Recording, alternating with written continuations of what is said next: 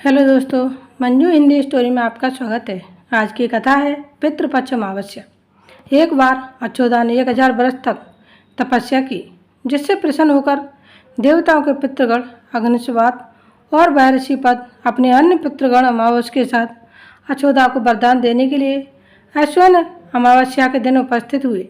उन्होंने अच्युता से कहा कि हे पुत्री, हम सभी तुम्हारी तपस्या से अति प्रसन्न हैं, इसलिए जो चाहो वर मांग लो। लेकिन अच्युता ने अपने पितरों की तरफ ध्यान नहीं दिया और वह अति तेजस्वी पितृ अमावस को अपलक निहारती रही। पितरों के बार बार कहने पर उसने कहा, हे भगवान, क्या आप मुझे सचमुच वरदान देना चाहते हैं?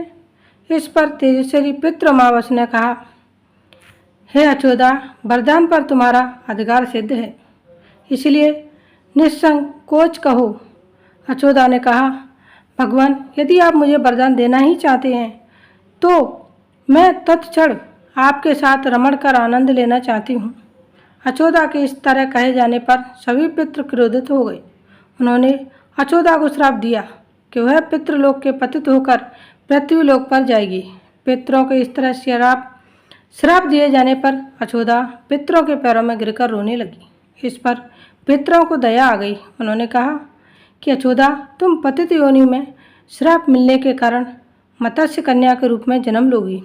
पितरों ने आगे कहा, भगवान ब्रह्मा के वंशज महर्षि पाराशर तुम्हें पति के रूप में प्राप्त होंगे। तुम्हारे गर्भ से भगवान व्यास जन्म लेंगे। उसके उपरांत भी अन्य दिव्य वंशों में जन्म लेते हुए तुम श्राप मुक्त होकर पुनः पितृलोक में वापस आ जाओगे। पितरों के इस तरह कहे जाने पर अच्युता शांत हुई। अमावस के ब्रह्मचार्य और धैर्य की सभी पितरों ने सराहना की एवं वरदान दिया कि यह अमावस्या की तिथि अमावस के नाम से भी जानी जाएगी। जो प्राणी किसी भी दिन श्राद्ध न कर पाए, वह केवल अमावस्या के दिन श्राद्ध तर्पण करके सभी बीते 14 दिनों का पुण्य प्राप्त करते हुए अपने पितरों को तृप्त कर सकते हैं। तभी से प्रत्येक माह की अमावस्या तिथि को सर्वाधिक महत्व दिया जाता है और यह तिथि सर्वपितृ श्राद्ध के रूप में भी मनाई जाती है।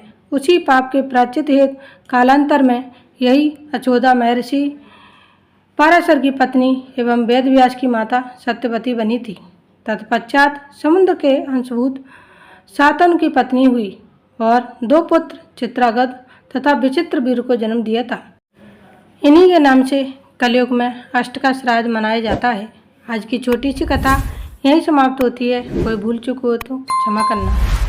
मिलते हैं नए स्टोरी वीडियो के साथ। Thanks for watching. Please like, share and subscribe.